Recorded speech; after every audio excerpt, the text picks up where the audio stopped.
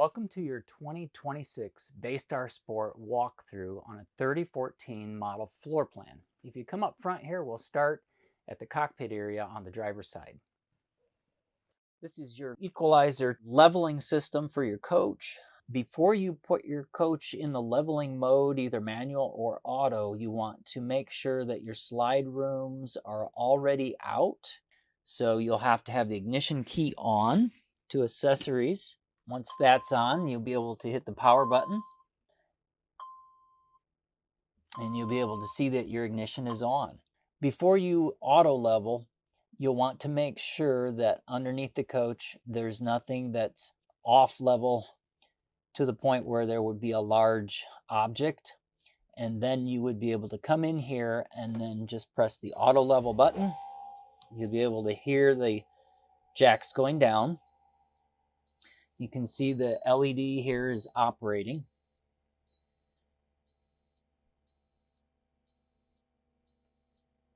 Independent of the auto level are the manual buttons that you can adjust manually here.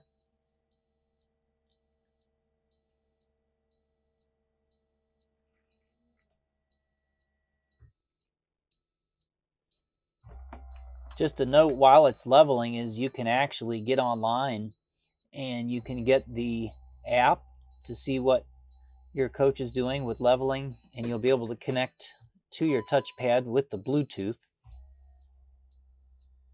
You can see the coach is moving as the coach is getting more level.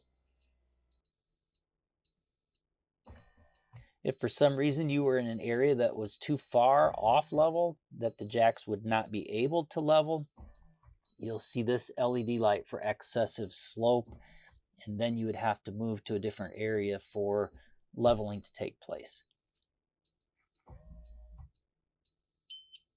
All right, you can see now the LED went out for operating. All of your jacks are down. So now you can turn off your ignition. Your leveling is complete. Then you can power it down.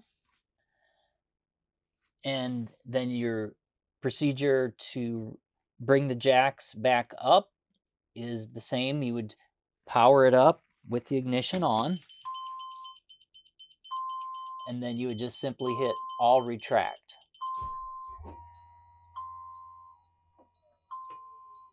So you can see here all the jacks are retracted. When you're finished, then all you have to do is hit the power button and that turns the system off. You have your battery boost. We'll illuminate those switches for you by turning on the ignition and the lights. So if we have a chassis battery that can't crank the engine over to start, we can boost that chassis battery by holding this down for 30 seconds. That connects the house batteries to the chassis batteries, and we should be able to start our engine. Beside that is our generator. If we do have a low set of batteries, we want to have the generator going or plug our coach in. To start the generator is just push up towards the top.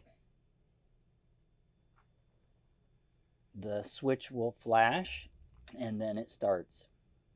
To stop it, just push down and the LED goes out, so that means it's stopped.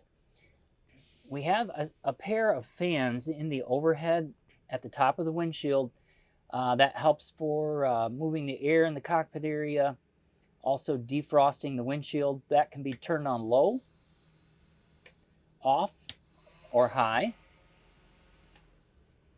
We have a dome light above us here at the driver's seat. Our mirror adjust is here. L is for the left-hand driver mirror. R is for the right-hand mirror. And to make those adjustments, they just are up and down and left and right. If they have frost buildup on the mirror or moisture that you need to get off to view, then turn this on. This is the heater on the back side of the mirror that will defrost your mirrors. If they don't need defrosting, then just leave that off. Emergency flashers here. If we turn those on, you can see our emergency flashers are on. To turn them off, just press down and release again. This is your phone charger. Your phone charger, you can just lay your phone here and it'll charge. Our traction control system is here. If you press that button, you can see the traction control light goes off. If you press it again, your traction control will come on. That's for slippery road conditions. This is our headlight dial. When it's on 0, our headlights are off. If we have it on the first selection, that's for the marker lights. And then the next selection is your headlights. And the next selection is the lights will come on when it starts to get darker outside, or you turn the windshield wipers on. If you want to dim the lighting in the switches and the dash, you can press this button and that will dim out the backlighting. Or if you go on the opposite side, it'll make it brighter again. Below that, you have your USB charger here and USB-C charger, along with a 12-volt insert plug here to charge. Below that, you have your emergency brake here. So if you press that, that's your emergency brake, and the release is here. You have your hood release here. So if I pull this back, that will release my hood. And then we have our fuse panel here. If you loosen these tabs, you can take off your fuse panel. On your dash, you have your instrument cluster here with your RPMs, your oil pressure, your engine temperature, your fuel indicator here, and your transmission temperature here. In the center of the screen, we can select which part of the home screen there that you want to view just by scrolling your up or down arrows here, or left and right. So that's your main menu trip going over. The next one is outside temperature, and then you can scroll up or down here with that. The battery indicator light is showing that the battery is on. That's because our ignition is on. That will go out if we start the engine. Below that is our gear shift indicator, our miles per hour or kilometers per hour. On the wheel, of course, this is the way we navigate through our middle screen, or what I called our home screen. To set our cruise control, we turn it on here, and we have our settings here. We can turn it on and off here. This is our horn. On the right hand side is your shift. To change the gears, you can shift in reverse, neutral, or drive. In addition to that, if you're towing a heavy load, you can press this button and it will enable the transmission to shift in the most efficient way when you're hauling a trailer. If you want to shift manually, you can do that here with the plus or minus. Below that is a USB port that can be plugged in to connect to your infotainment center. You can select home screen, and then you can scroll like this manually, or you can just press the arrow to scroll through the channels. So I would maybe want to select cameras here. So that's going to show the rear view camera. If I want to select a different view, down here is my camera selector. So I can go right view, left view, rear view. When I'm done and I want to go back to, let's say, the radio screen, if I just touch the screen, it gives me the icon to go home. So I go back to the home screen. So you can see this tells me how far I can go over to the right. I've gone all the way over to my selections on the left. Now I can choose radio, Sirius, Android, CarPlay. If I scroll over, I've got USB plug, camera, Bluetooth, audio. If you select, let's say for instance, Bluetooth, Now you'd be able to connect your device to the radio just by pressing the pair button here. So now it would be pairing with Bluetooth. You'll still have to choose this as your selection on your phone. So you'll choose your radio that shows up, and then you'll make your connection with your paired device. Going back to the home screen, you've got your audio visual in. It does have a micro SD. You can adjust the sound with your equalizer, and then there's additional information here. So if you are tuned into a radio station but you're not getting any volume, even though you've turned up the volume here, you can see we have volume, it's not playing. Go to your home screen and make sure zone 1 is turned on. So press home 1, zone 1, and then you'll have your volume. If this is off, then you don't have volume. So just remember that when you're tuning your radio in. These controls down below basically are just the icons that you see, the home screen here. You can flip this up, plug a USB in directly into the radio here. You can change your band here, your mode button to go, let's say you wanted Sirius. You can go there. SD card, if you flip this up, you've got your SD card here. To turn the system off, just press the center button and release. Just below that, we have a little storage area here. We have our camera switcher, which you saw earlier. The shade is for the front windshield, up and down.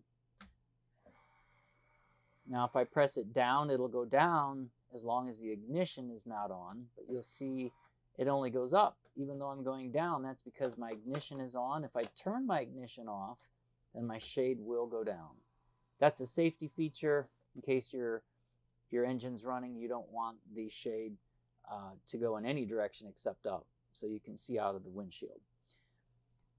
Just to the right of that, you have your HVAC control just for the cockpit area here. So you've got heating and cooling, which is air conditioning. To turn that on, just turn it on to number 1 setting, 2, 3, or 4 for your fan speeds. And then you want hot air or cool. That's the center knob. You will need to press the snowflake icon here to get your LED light, the little blue one, to come on. That's for your compressor. Otherwise you won't have air conditioning. And then you can select the recirculate button to get the cooling going faster here in the cockpit area if you like. If you don't select recirculate, you'll get fresh air, a little bit of fresh air coming in from the outside. If you don't turn your snowflake on and you have fresh air coming in, you can still get some of the cooling effect if it's a cool day by going over to the cool side. And then of course you have your selections for defrost over here on the right, or other floor or mid here in the knob. When you're done using it, just turn it off.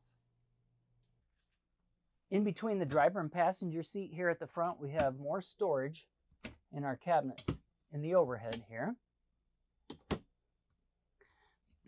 We have our phone charger here, our vents for the dash area. We have our light above the passenger seat here, 120 volt plug, and our LP detector. So here at the entrance door, we have a cabinet with our controls. We'll go through the names of these. This is your power control system. Our step, awning controls, lighting for the awning, our slide out, our Dometic water heater, our battery disconnect, our inverter controls, our television antenna power control, and our bed lift control. So starting with the one at the top left, this power control system helps us control how much energy is used inside the coach. In this case, you can see that our service or our short cord is plugged into a cord outside that's 30 amp or less. We need to check that. If we check the cord and the pole that it's plugged into and we see that the breaker is actually a 15 or a 20 amp breaker, we need to reduce this or press the select button and change it to the size or amperage that the breaker is. In this case, we're actually plugged into a 15 amp cord, so we would select 15. That's an important part of you setting up your coach so that the load shed system can turn off the appliances that are not able to be powered when we're on a connection to our short cord that's less than 50 amp. Newmar recommends 50 amp, but there may be a time that you're plugged into a service that is less. If you do, you have to come in here and select the amperage for the breaker that the pole has plugged into it. After you've done that, then this control will be able to turn off appliances that it will not have enough energy to power so that the breakers in the breaker box or at the pole don't shut off or trip. We're going to plug the coach into a 50 amp service now so you can see the difference. So now you can see in the display, we've plugged the coach short cord into a 50 amp service at our pole outside, and it's showing 50 amp. So we don't have the option now to make any other selection because it is 50 amp. The only time we need to make that other selection is when we see it's on 30, then we need to go and check and find out the size of the breaker and then match that setting to our selection. Our next control over is our step switch. You can hear the step moving. If we press this switch, it overrides the door. In other words, when we open the door, the step opens. When we close the door, the step closes. But if we press this, that will allow the step to stay out regardless of the position of the door. And that helps if we're parked and we're camping and we just want the steps to stay out as we move in and out of the coach. So this next control over is for the Carefree patio awning. In order for you to operate or extend the patio awning, the first switch here on the left has to be turned up or on. If it's off, you won't be able to extend or retract the awning. So we have that on, and then we would extend. If we're extending it from in the coach, you'd want to have a spotter outside to watch and make sure it's not opening too far or onto something where it might hit. After the awning is extended, you'll be able to see the patio lights and turn them on. Before you retract the awning, make sure your patio lights are turned off because you won't be able to see if they're on or off once you retract it. The slide out switch is on the far right. This switch controls the extending or retracting of the slide out. Before you operate the slide out, you want to check the reveals to make sure they're 3/16 inch. If the reveal gap between the Z-trim and the fascia are less than 3/16 of an inch or touching, we'd want to put the coach in a more level area before we extend or put the slide out to the out position. Before we retract or bring the slide out in, we want to make sure that there are no objects underneath, to the sides, or on top in between the slide out area. And then we would want to operate and retract it in. Our set of controls on the far left At the bottom here are the Dometic water heater. The lightning bolt on the left controls the electric functions of the water heater. On is the straight line, 0 is off. The flame straight line is on and 0 is off. The light in the middle is for when there's a failure to light. So if this was turned to the on position to light and it went through its 3 tries to ignition and it failed to light, this red light would illuminate, telling you that it failed on the LP ignition cycle. You could try it again by turning it off, waiting a few seconds, and then turning it back on. As long as the light didn't reappear, we know that the water heater is lit and operating on LP gas. The only time that it can operate on electric, of course, is when you're plugged in and there's enough power coming through your management system for electric so that the element doesn't shed if you're using a lot of other 120 volt appliances. The next switch over is your battery disconnect. This is for your main house batteries to power up your coach. Example, your lighting. As long as this is illuminated red, your batteries are connected. Some people call it the salesman switch. If this is turned off, this light is out and it's dark. So when you enter the coach, to power everything up, you'll have to cycle this switch on before you turn other lighting or other appliances on. Our wind guard control is for the television antenna over the air channels. It's a power antenna, so it pulls in a lot more channels than just an ordinary antenna. It receives 12 volt power and it goes through a searching cycle when you first turn it on. And in this case, we're in a building, so it only found 1 channel. As it finds more channels, it'll give you the number of those channels in that window. If you want to try another scan to see if it picks up a few more channels, you can press the search button and it will scan for additional channels.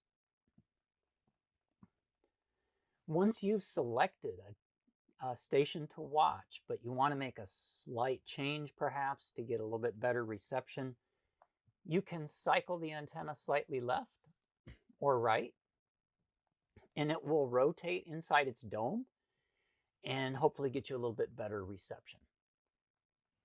If you want to watch the park cable and you're plugged into the park cable at the cord rail compartment, you have to turn this off before the cable channels will even show up. So this has to be turned off, lights out, before you can watch cable. And remember, you'll have to scan for the cable channels before you can see them, just like you had to scan for the over-the-air channels when this was on. Our control here, as you can see, it's showing the bed above the driver and passenger seat. Before you lower it down, make sure the driver and passenger seats are lowered or down and there's nothing on top of the headrests. Then you can turn this key to the unlock position and operate it with the up and down arrows. So right now we have it unlocked, and when we press the down arrow, it will lower down in the cockpit area.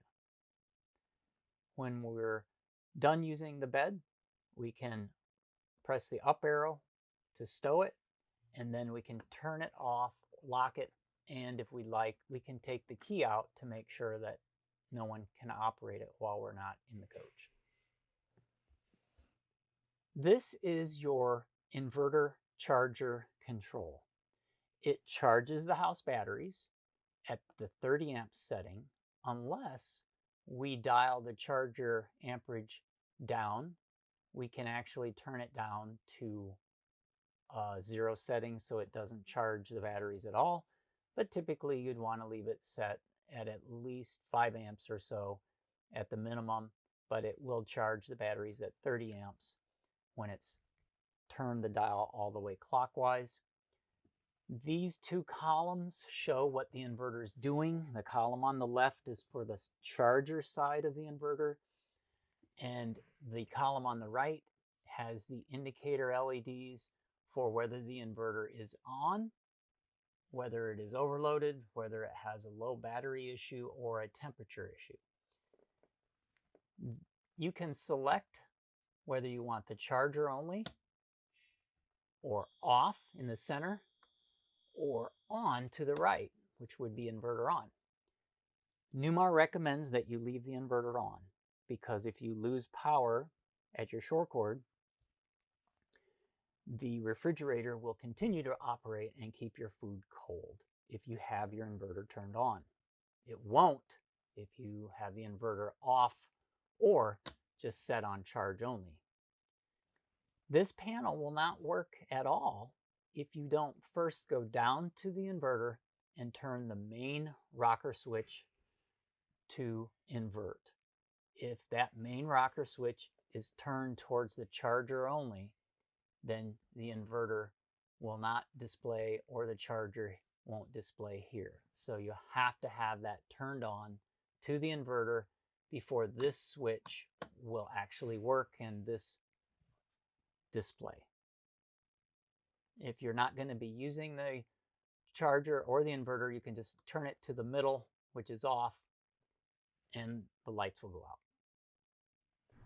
So right now, if I wanted to operate the bed, it's off. If I want to turn it on, it's to the right. Now, if I stand clear, I can press the down button and the bed will come down. It automatically will stop in that position. It's set just as it comes to the top of the seats.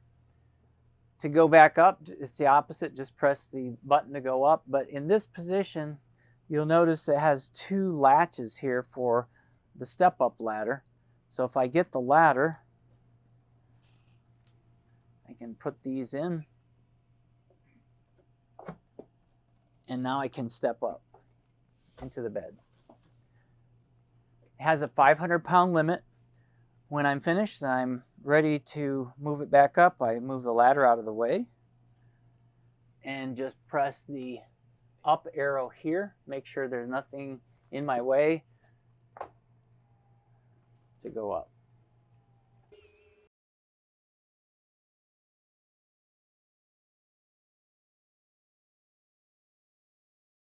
If the bed does come down too far onto the seat, you can use your seat adjustment to move the seats down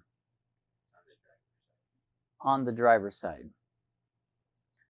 The seat has a special insert here. You can put your iPad or your phone or whatever here, and you can adjust that here and rotate it.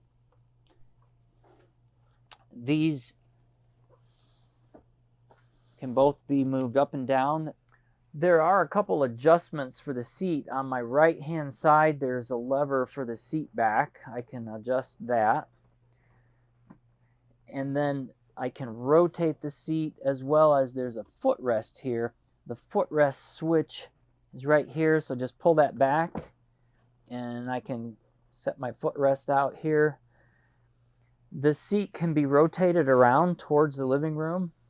So to do that, the lever on my right will rotate the seat all the way around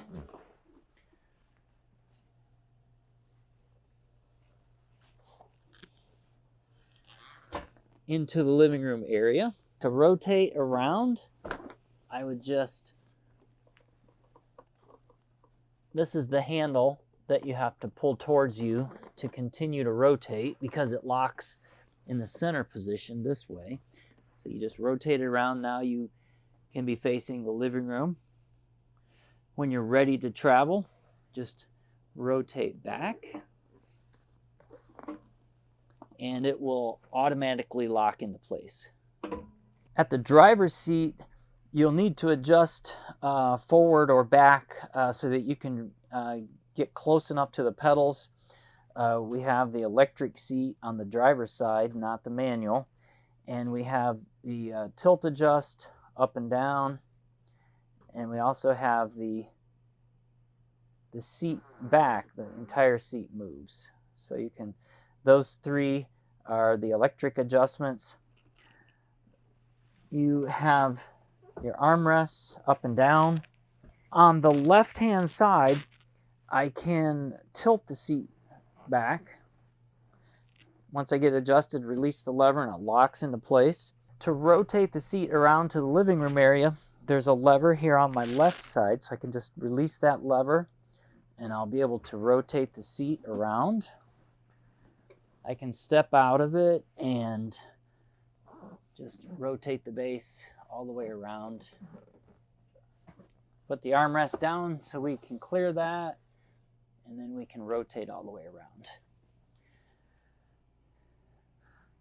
When we're finished with the chair towards the living area, ready to put it back for driving, just rotate it back around this way, and it will automatically lock into place. So moving over into the living room area, you'll see this touchpad control. We have our lighting control, home screen, and we can go to any one of these icons and control the coach from this position. Similar to the 10-inch panel, we can go to our tanks, and we can see fresh, gray, black, and LP tanks here. We can turn our water pump on. We can turn our autofill on and top off. Gray is off. Back to the home screen, we can turn our lights on and off, and then back to the home screen again. Our automatic gen starter, we can from this screen or go into setup and set it up for quiet time if we're at a park and we can't have it running at night. And of course our HVAC screen, it's the same as in the 10-inch. We select the room that we want to turn on or off for heating or cooling, and then we go to mode. Once we go to mode, we can choose cooling, heating, or just auto, and it'll select for us. Then we can adjust the temperature to what we want. You might see the little hourglass icon, and that's just the time it's taking for that air conditioner or furnace to come on before it runs. You have to have the on-off selected. You'll notice when I turn that on, the hourglass comes on, meaning it's getting ready to start. There it turned on, the heat pump is on. But if I want to turn it off, we just press that one. The control below here is for our ceiling lights, all on and all off. So when you first enter the coach, you can turn your lights on inside the coach. All of them will come on. There's a 120 volt outlet here that you can plug things into. The window here has manual shades, day and night shades, and crank to open windows with screens. Above us, we have more cabinet space here.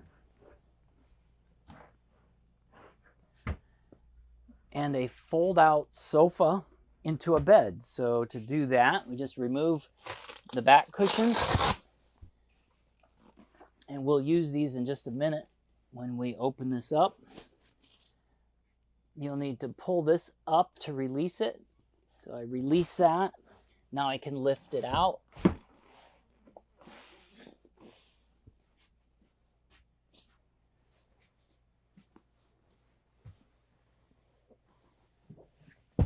And I'll need to put the back down.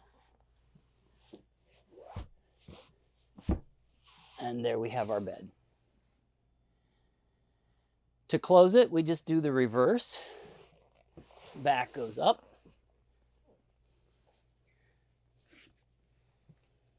And we lift and fold.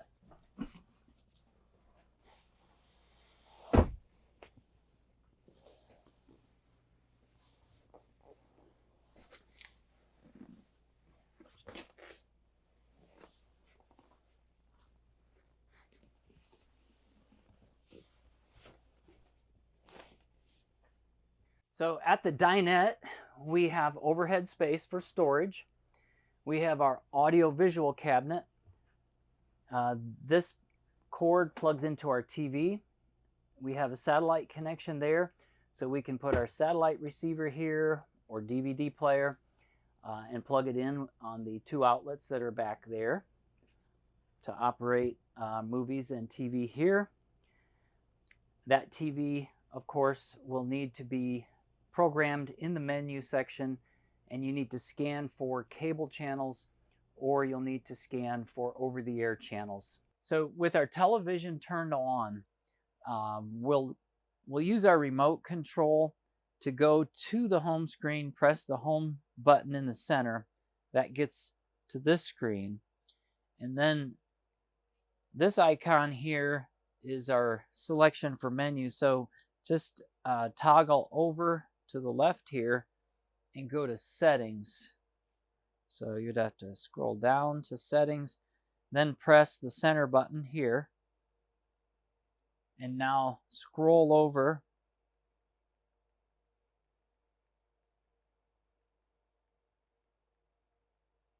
to all settings. And what we're going to do is we're going to scan for channels. If we scroll down here to broadcasting, then we select that. Press the center button again, and we go through auto program to find the channels. So press auto program, and we want to press the start to auto program. We have to have our over-the-air wine guard turned on, and once that's on, then we're going to scan for air channels, yes, and it'll go through the scan and it'll show us how many channels it found.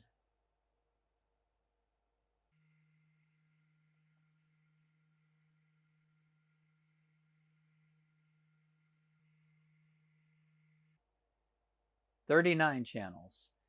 So we can either scan again, or we can go to our different settings or just close. You'll have to scan the same way with the wine guard antenna off if you want to watch the cable channels. So if you want to scan for cable, turn the over-the-air antenna off and then scan again for your cable channels if you have part cable available and want to watch cable.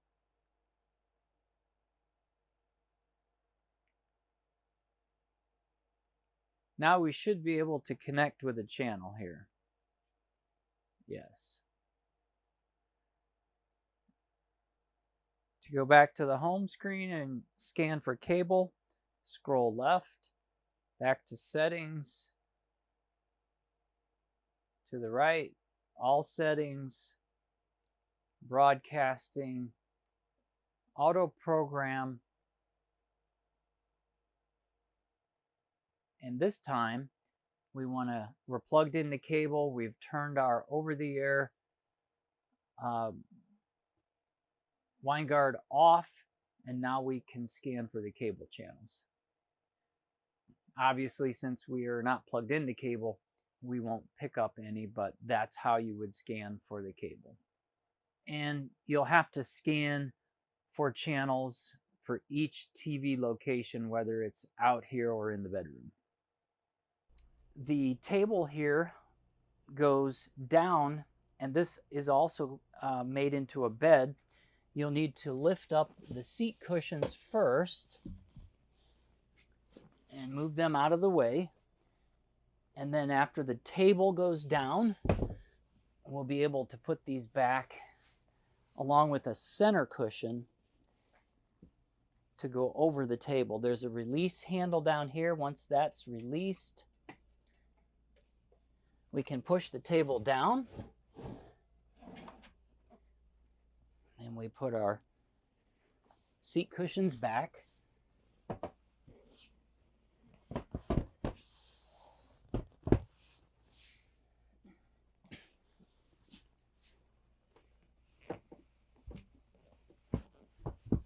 And our center cushion that's stowed in the back bedroom under the bed.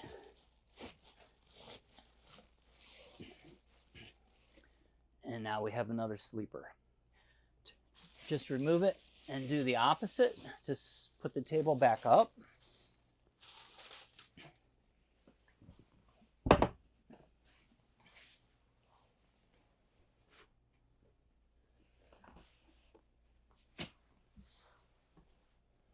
Lift the table up and lock the handle. So now our table's locked, we can put our seat cushions back.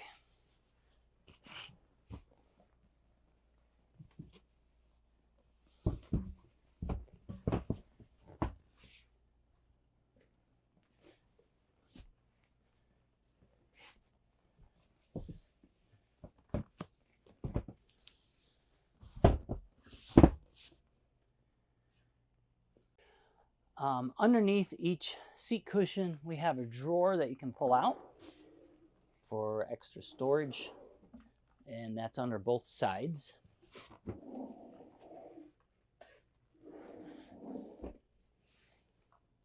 So as you move into the kitchen, of course, we have our sink and cabinets. In the overhead, you'll find decals that Newmar puts in here that are informational about their country club, about your coach, the serial number, the gross vehicle weight information, the paint code numbers for your exterior paint. You'll find your motorhome chassis owner's manual from Ford. In addition to that is a large case of material that Newmar gives you regarding all of the appliances in your coach, along with the plumbing information, heating, air conditioning, exterior, electrical, and all of your appliance information with your registration cards for your warranty. So go through those owner's manuals and turn in your warranty registration cards, or go online and register your products online. On the back wall here, you'll see a plug. That is the plug for your microwave. So when you plug that in, your microwave will power up. Of course, we have our sink and our sink covers. The sink just rotates like this, and it has a wand that extends down on and off, hot and cold. Cabinets below.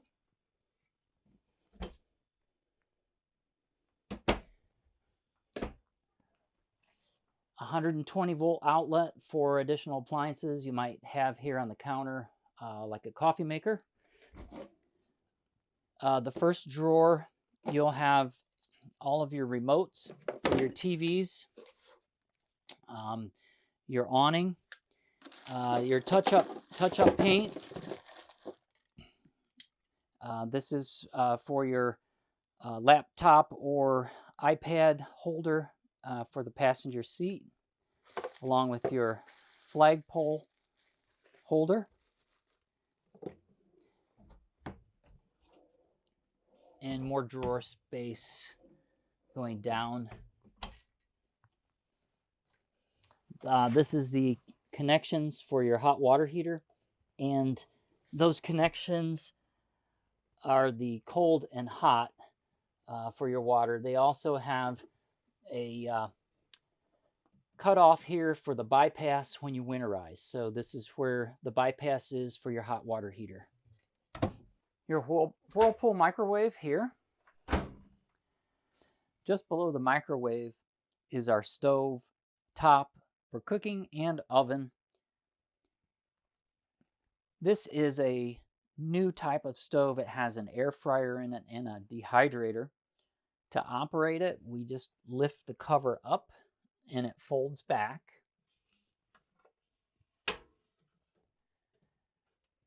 And to light the burners, we turn the dial for the burner that matches the position. They are labeled. This is your igniter on the left. This is ignition to the right. So we want to be ready to ignite when we turn the burner on to light. So this will light up And then we want to start sparking the piezo, and that will light that burner. There is a switch on the right-hand side here that you can turn on just to leave the burners backlighting, but as soon as you turn that burner on, it goes red. Again, if we turn it on to light, we want to make sure that we're igniting right away. If we turn this right-hand toggle switch to the double lines at the bottom, you'll notice the light on in the oven comes on, and then we would select the oven switch to bake, or on this side to dehydrate, and the temperature setting for those. We won't need to turn on the igniter for the oven. So the reason that you will not need to ignite or use the piezo when you're turning on the dehydrator or the oven is because this lower section is operating on your electric 120 volt system, and it does not use the inverter. It uses direct shore power, or if you're running your generator. So in order to use the oven or the air fryer, you would need to be plugged into shore power or the generator running. You won't be able just to have the power supply from your inverter turned on. So when you're finished using the oven, you just go up here and turn it off.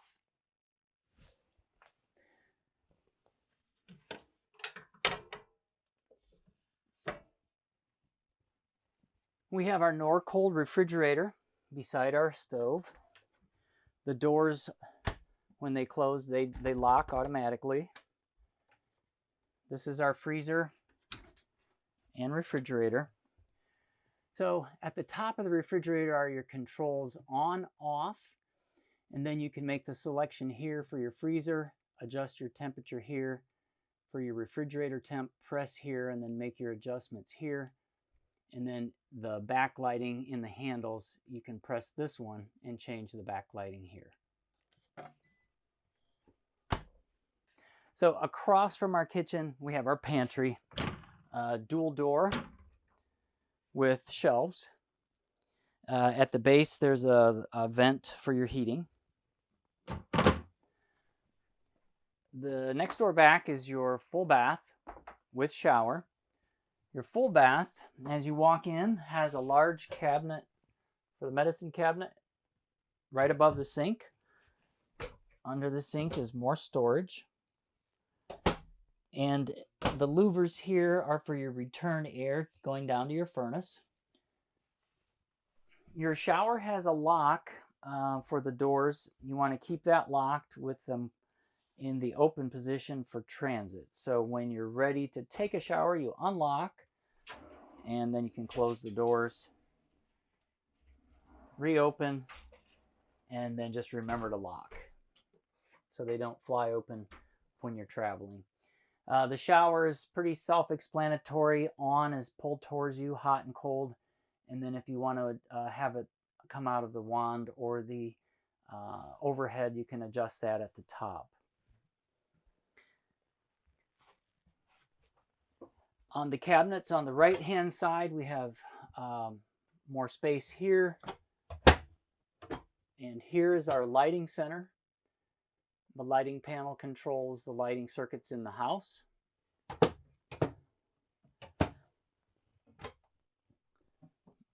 More storage here.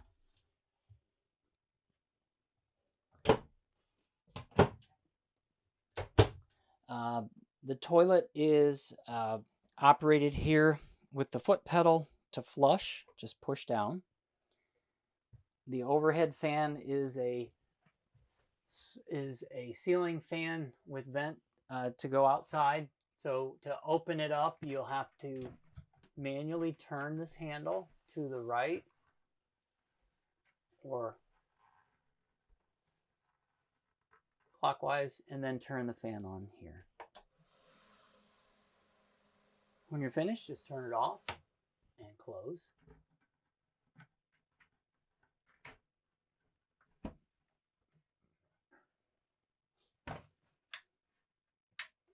If you want to disable the fan, you can turn this switch off so that the switch on the wall is disabled. There is a touch panel here for the circuits in your coach. Again, this controls your heating, air conditioning, tanks, lighting, and automatic generator starter. After you make a selection, then you would just go in and view. One note is if you're looking at your tank setting and you're going to flush the toilet, if the black tank is showing full, you would want to empty your black tank before you flush the toilet. Moving into the hallway after the bathroom, you'll have your 10-inch monitor panel, and you can see the icons that are available here at the bottom. And as soon as you select one of those icons, it goes to that function or that feature. So if I would select tanks, that's going to display my tanks. Fresh, gray, black, and LP. It also shows water pump and my lights, my lighting control. I can turn my lights on and off from here. If I go and select my AGS, I can do my setup for when I want my AGS to come on or when I want it to stay quiet and not turn on. If I go to my HVAC screen, I can see that I can turn on my heating and ventilation and my air conditioning in the living room or the bedroom. When I touch any one of these settings, it turns from gray to red. That means it's on. So if I want to have my heating or cooling system on, I have to press that on/off button and make it red, and then I can control the mode. So currently it's in the off mode, so if I would press it again, now it's in the air conditioning or cool mode. Auto mode means it selects furnace or air conditioning for you. All you have to do is set temperature. Heat pump is the rooftop air conditioner heat pump. And furnace is your LP furnace. And since the furnace, we had that on for a second, you saw the flame come on and the furnace was going to give us heat. When we are in the air conditioning mode, whether cool or heat pump, we can leave the fan in auto or we can set the fan on low. If you set the fan on low, it's going to continue to run. You can hear the fan just came on. So if I want the fan to cycle with the air conditioner, then I just leave it in auto. Then the fan comes on with the air conditioner or the heat pump. If I go to my setup screen, I'm in my settings for enabling programming, HVAC, temperatures. I can set my time, for instance, if I need to change my clock to a different time zone or the time was wrong. If you hit the back arrow, you can go back to settings here. I can set it programming or weekly. Going to the Bluetooth pair, if I get this app called the Newmar app, then I can connect my phone Bluetooth with pushing that button here. It's now in pairing. So this is flashing blue, and I would look at my phone and then it would be pairing with this app. When it pairs with the app and this touchpad control, it's going to be on Wi-Fi. The Wi-Fi is going to enable you to look at any one of these settings and you'll see this on your phone. So you'll be able to control all of these functions on your phone just like you would if you were on the touch panel here. Now there is a range around the coach and inside the coach, and it depends on the Wi-Fi strength, the Wi-Fi signal, and for pairing it relies on the Bluetooth. So refer to your owner's manual for more information on that. The lighting control is for all of the areas in the coach: stoolroom, bedroom, bath, kitchen. So if I press the kitchen, I can turn the lights on or off in the kitchen, overhead lights, and the living room, all off, all on here. So again, you can scroll through and you have control over all these functions that you see the icons for here at the bottom of the screen. Below that is the fan switch for the kitchen fan. It operates the same as the one in the bathroom. So as you enter the bedroom, you have a large slider door. It unlocks by pushing down and closing to lock. Once it reaches its full travel, it automatically locks. To unlock, just push down again, open, and you'll want to leave it in this open position for travel. On the wall here in the back, we have our HVAC temperature sensor, which senses cold and heat, both here in the bedroom. We have our nightstand with USB and 120 volt outlet with small storage below.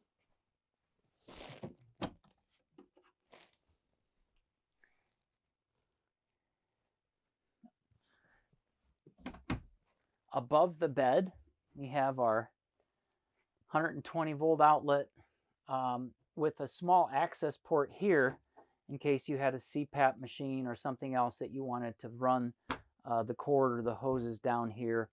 You could do that and store your machine or device up on the top shelf here or on the other side.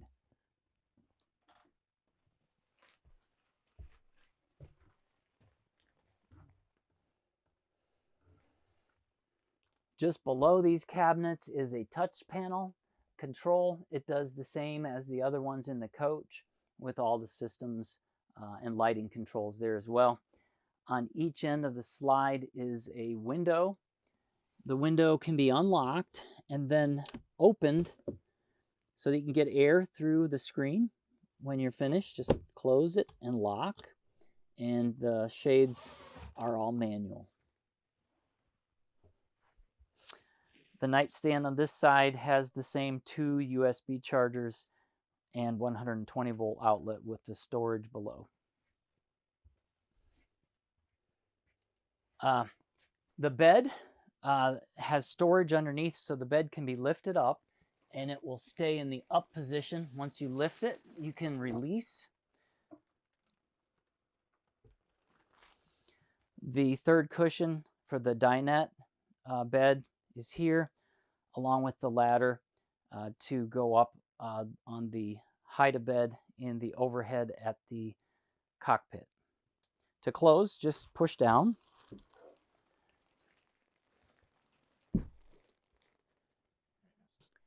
So this panel on the back wall of your coach can be removed.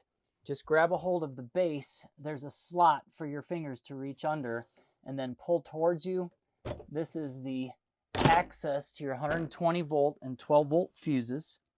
They're all labeled. So if you have an appliance that quit working, the appliance will be listed here or here for 12 volt. This is a 120 volt appliance. These are 12 volt items. And so if you have something that fails, check your breakers here. If the breaker is turned to the outside, that means they're tripped or off. You'll need to flip them back on. So they should all be facing the center to be on. Sometimes they trip and they're only halfway, so then you need to go all the way off and then back on to reset them. The same goes for the breakers that are powered up through the sub panel. The sub panel feeds power from the inverter to those 120 volt appliances. If they're on, they're up. If they trip, they're down. So you need to reset upwards to reset any of the breakers that trip on this one, or if you just want to turn something off, and you don't want it to run, you could just manually come over here and turn them off. The fuses are all labeled for whichever appliance or control that it is. You can just read here, power awning is F6. So if my power awning was not working, I would come over to F6, pull that fuse, and if it was blown, I would go to my spare fuses on this side, get the same size of fuse, which is right on the back side. This is a 20. I would get a 20 amp, and then I would replace it with the good fuse, and then it should work. When I'm done in the fuse panel and breaker box area, I want to make sure and close the panel, align the handle side here on the bottom. So that's on the bottom, and then the clasp or the clips align with the rollers to close. So line those up, close on both sides. The vent here on the floor is for your furnace. So as you enter the bedroom, on the wardrobe side, you've got your slide out control in and out. To operate the slide, we have the warning and instructions here, but in short, it's just to open is out, in is to retract. You have to hold the button in to move the slide. If you release, the room will stop. But once you come all the way in, you want to hold it until it stops automatically. Same with going out. Press and hold. It'll go all the way out and stop automatically, then release. The television is here. The cabinet where you would plug in your receiver for your satellite or DVD is just below here, along with the 120 volt recept and satellite connection. So you'd put your receiver for your satellite or DVD here, plug it in, and that goes directly up here to your TV, which you'll have the remote in the drawer in the kitchen. Just below the TV, you've got your window and shades. This is an emergency exit window. The directions are here on how to use it, but simply put, just releasing these levers here on both sides and then pushing the window out to exit. To close, just reverse, close and latch.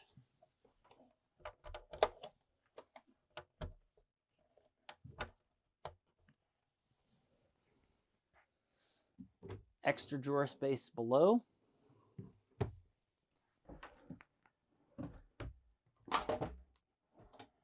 And a large wardrobe here with for a hanging closet. 120 volt outlet here. This cord is the TV that's plugged in on that side. You'll notice a decal here with a lot of model and serial numbers. At the top it tells you that all of the appliances in this coach are listed here, model and serial number. In case you ever need to replace one, you can use that list as your reference. More drawer space at the end.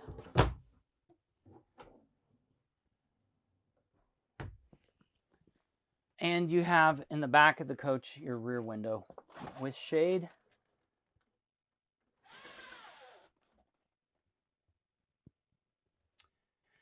You'll notice in your coach you have these vents. This is where your heating and cooling from the roof air comes down for heat pump. That warm air comes here. If you're in the cooling mode, the cool air comes here, but the air goes first into these louvers that have the filter. So you want to clean these filters.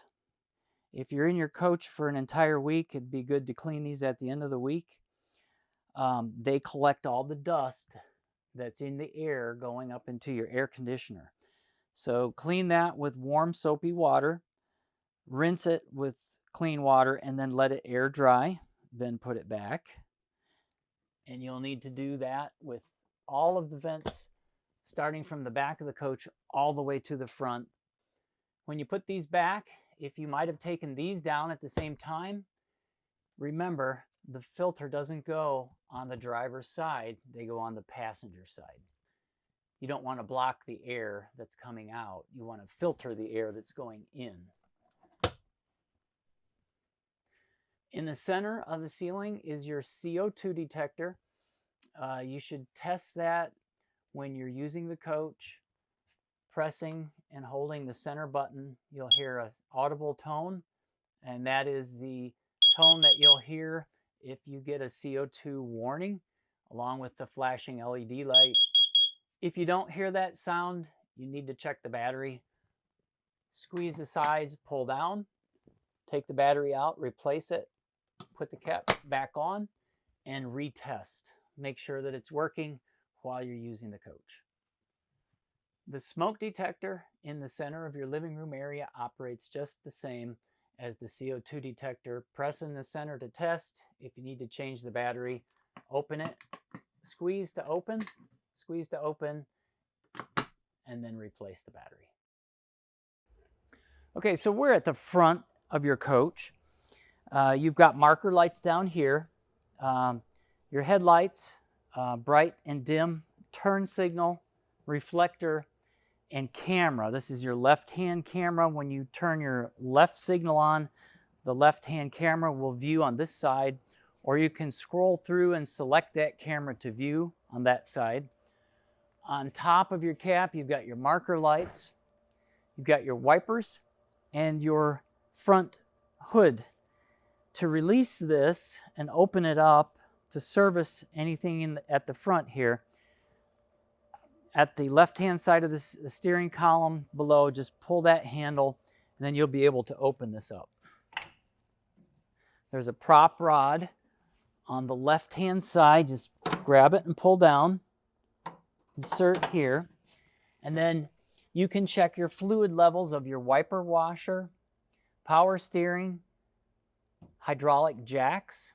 Dipstick is here, fill is here, dipstick is here. As you move over here, this is your air filter for your engine. This is your manifold for your jacks. These are your radiators. If they are needing clean, make sure those all your radiators are clean. This is your engine coolant and your HVAC for heating and cooling in the cockpit area, along with your chassis battery and house batteries. The level of fluid or acid in these needs to stay above the plates, so you can remove these caps and check the fluid level regularly. After you add distilled water, if it needs it, to get up at least to the above plate level, lock them back into place. To close the hood, we just lift up and reinsert the prop rod in the clasp and close.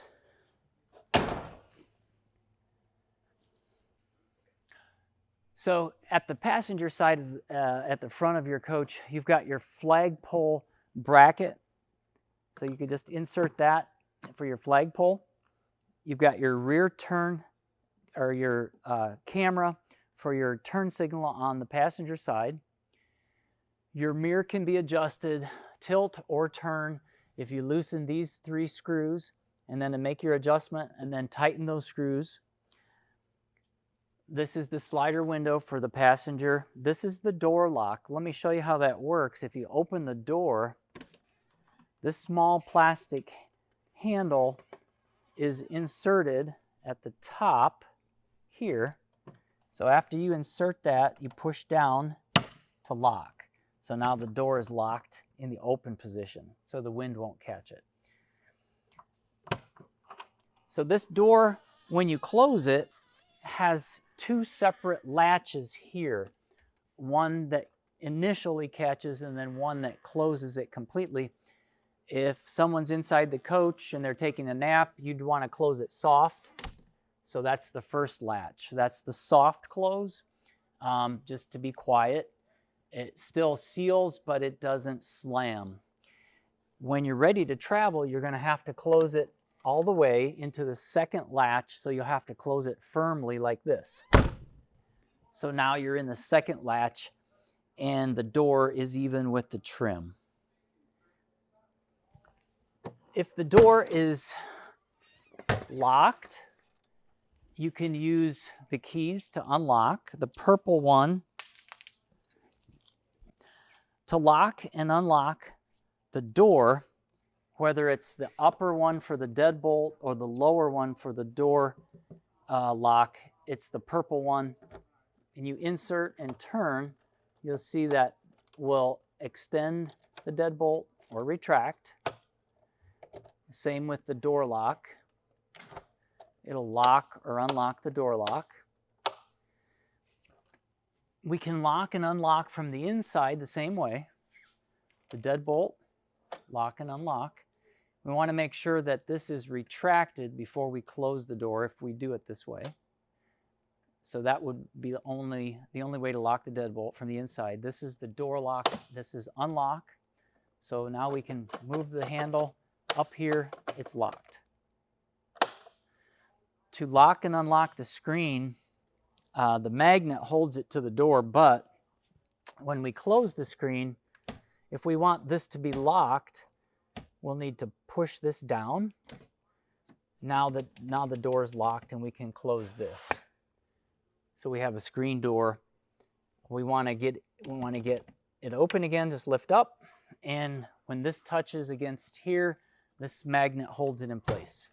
So there is an additional sunscreen here if you'd like to leave that open, or down for more shade. You'll notice the steps are staying out because I've activated the step switch. So when I close the door, the steps are staying out. If I want the steps to go in and out with the door closing or opening, I would disable the step switch. I would disable the step switch and then close. Now the steps go in. The patio light is above the door and in the overhead. You can turn that on and off. These doors can be locked and unlocked with the black key, not the long one that says forward. That's your ignition key. But the black one is the one you would use out here to lock and unlock these doors. Up is unlocked, so we can open this first door. So this is your inverter. It's a Victron. This is the switch that turns the inverter on or just the charger. The CHR is charge only. The center is off, and all the way to the top line, straight line, is the inverter on. This has to be turned on inverter in order to use the control panel in the overhead above the entrance door. Just above the inverter is our fuse panel. All of those fuses here are labeled on the back side of the cover. So if we have an issue with, let's say, our lighting or power seat, entrance step, or any of these others, we can come into this fuse panel, check the breaker or the fuse. If it needs to be replaced, we can locate it. Let's say it was the entrance step not working. We would locate F5 and replace that one. Inside this panel is the battery disconnect and the charge bridge solenoid. There is two fuse holders here for the chassis. You can see here, there's two fuse holders, one for chassis and one for the solar panel. So if either one of those needs to be replaced, the chassis voltage one is a 5 and the solar panel is a 7.5. You would have to manually remove the cover and check the fuse by pulling it out manually.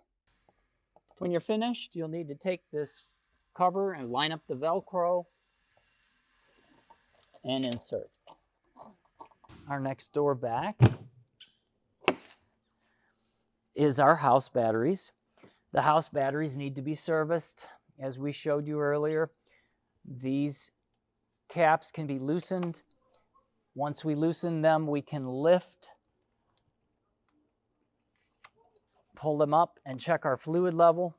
If we need to do more service to the rear batteries, we can lift our pins up and slide the tray all the way out and service the batteries in the back. If you disconnect a battery and don't remember where the wiring went, if you look straight back, we put a schematic there for you so you don't have to guess. You want to make sure that you rewire the batteries exactly like you removed them.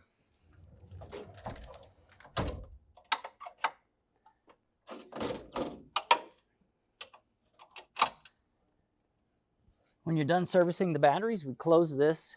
Just a note, this compartment is not sealed. That's because this needs to be ventilated because of the batteries. Our next compartment back is more storage with lighting.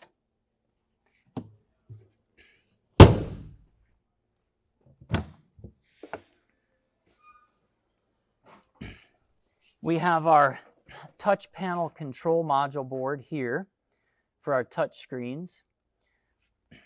We have our splitter for our TV here. We have our satellite and Blu-ray connections out here. If you want to connect to a TV out here, you could plug the TV in here if you'd like. Our slide room control is here. And we have our heating pads for the tanks plugged in. That's great, but you still need to turn the heating pads on inside on the panel for the heating pads to work in cold weather to keep the tanks from freezing. They will only activate if there's about 2.5 gallons to 5 gallons of water in or fluid in those tanks. So you have to have it plugged in, turned on, and some liquid in the tanks for the heating pads to actually heat. Here we have your Suburban LP furnace. When this furnace is running, air is going in this vent. For the combustion, it's coming out hot air here. So it has a warning, hot. So just remember, if your furnace has been running or is running, this is going to be very hot to the touch. You'll burn yourself. Don't touch this chrome piece. Back behind the wheel well, when our jacks are down, you'll be able to see the jack down. Just make sure it retracts before you travel. Our awning is here. I've got the remote control. If we wanted to, we can just extend the awning with our remote control.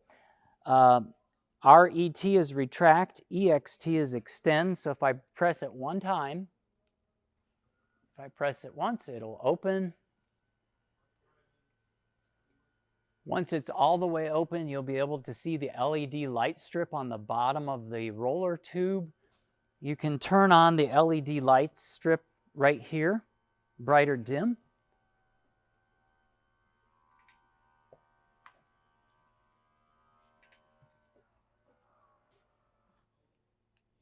My lights are on. To retract it, just press the RET button to retract. Make sure you turn off your LED lights.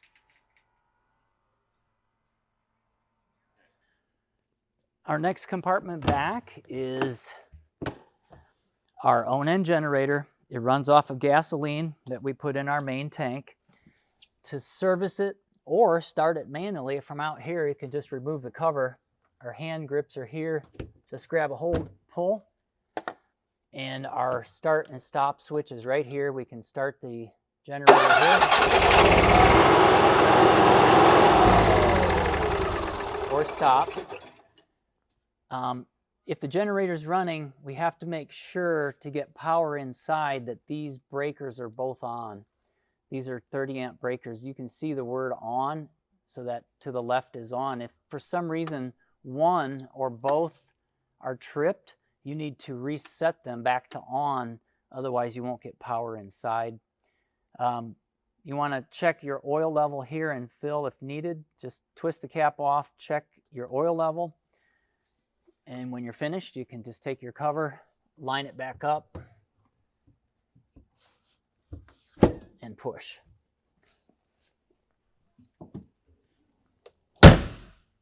In your next compartment back, you've got your water, your freshwater tank. The strip sensor, which measures the level, is on the side here, and you have a drain. That drain is a low point drain that you would use to empty all the water out, for instance, to winterize.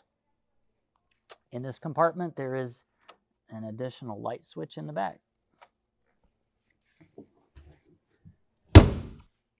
So we're at the back of your coach now. In the center at the top is your rear view camera. Above that, you've got your 3 red marker lights, and at the end of each of the cap, your marker lights.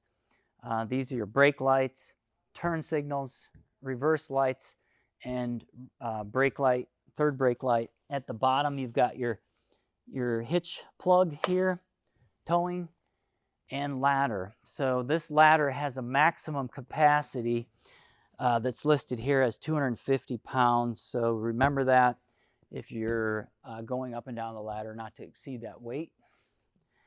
As we come around here to our next compartment door on the driver's side of our cord compartment here, our cord is a manual. So once we extend it as far as we need, we lock it in place so that we can close the door. The cord goes into this black box. This is our transfer switch. So it transfers power either from our generator or our shore cord. It chooses which power goes in our coach. So the transfer switch will always choose the generator over the shore cord. So if you're running your generator, you're going to get power from your gray cord coming in, and that's going to power up your coach. If your generator shuts off, then it will choose or select the shore cord. There's an additional light here. You can turn on and off.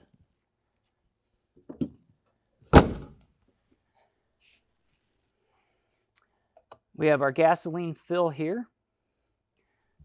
Our next compartment forward is our storage compartment with light, marker light, and our next compartment is our water bay compartment. Once we connect our water supply here that's less than 60 psi pressure, we will have fresh water going into the coach. Once it goes into the coach, you can choose whether you want it to just go into the faucets and all the water lines this way, or do you want to fill your fresh tank?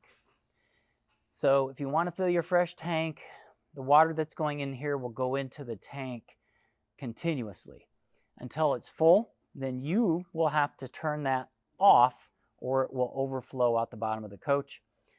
That's not a big issue. It's just that you don't want to continuously fill your tank and have it overfill, because it'll have a big pool of water under your coach. In the off position, it's just going to feed water into your water lines in your coach, like you would for city water. You have a black tank rinse, and we'll show you in a minute how to empty your black tank. So let's move over to the next compartment.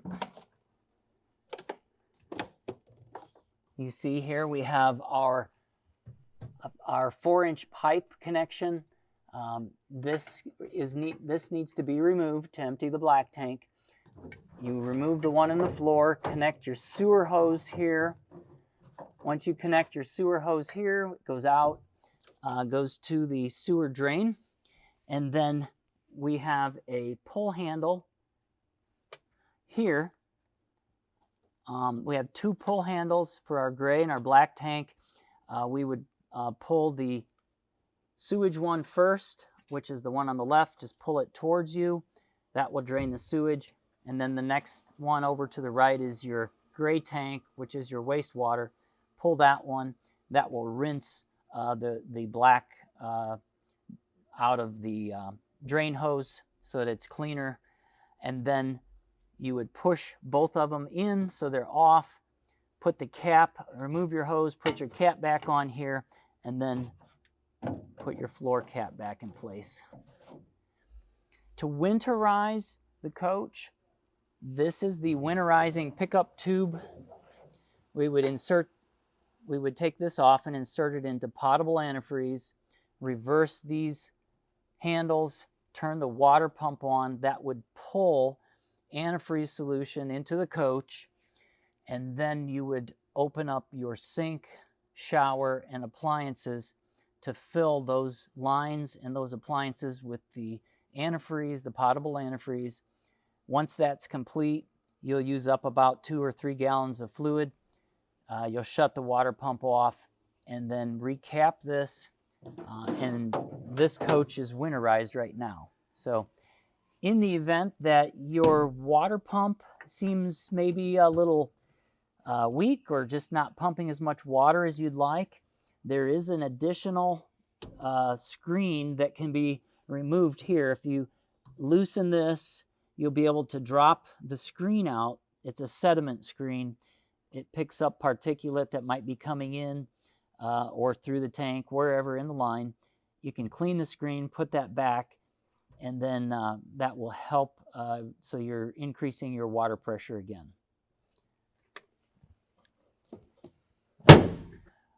So now that you know how to drain your black tank, this is the rinse. So just before you take the drain hose off and close the gate valves, you can attach your water supply here. It sprays the inside of the tank, and that would drain out the sewer line. After you're done rinsing, remove the hose, put our cap back on, and then remove our sewer hose and close our gate valve.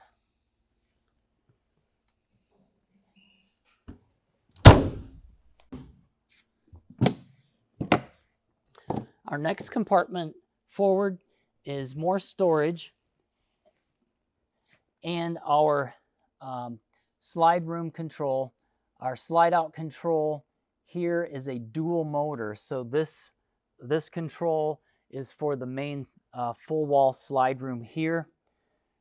Behind here is the pickup pump for the water that you get, gray water in the kitchen area. That pumps it into the gray tank. So remember that if you're using the appliances or the kitchen sink, that you'll need to have a 120 volt source to the coach, whether you're running your generator or plugged in or your inverter on, because this pump will pump the fluid from the kitchen into the gray tank. There's an additional light switch here that you can turn on. In our next compartment forward, we have more storage.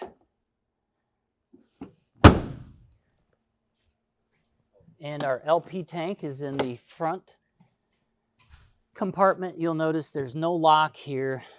That's kind of a safety feature, RVIA standard, so that in case someone smells LP, they can always come in here and turn the valve off, which is clockwise. If you're going to operate any of your LP appliances, you'll want to have this turned on or opened counterclockwise.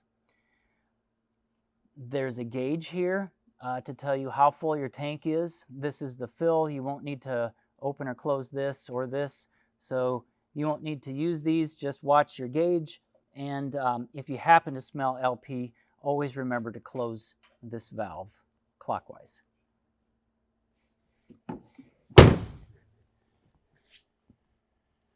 So this is the water heater that we showed you from the inside, where you can winterize it from the back side, do the bypass. But from the outside, it has 2 small latches that you can put vertical, then you can open the door. This is a gas water heater, dual solenoid gas valve that feeds a burner here. The air that's being burnt and going through here comes out hot here, so we don't ever want to touch this. There's a pop-off or release valve here. If it gets too hot, water will drip out of here. This one's been winterized. You can see the plug is not inserted here, so it's not in use. To To winterize, you would remove this plug, drain all the water out, put it in bypass mode inside. When you're done with the winterizing, put your cap there and just close your door.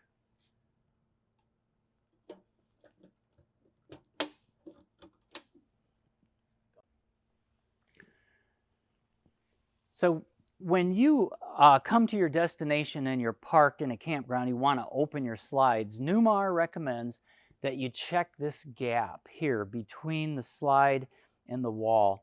This trim and the Z trim need to be about 1/4 to 3/8 of an inch. If you see anywhere around the slide that it's maybe just touching or about to touch, go and move your coach to a more level position so that that gap will be there so that when you run your slide room, it's not going to touch or scratch the paint when you open your room.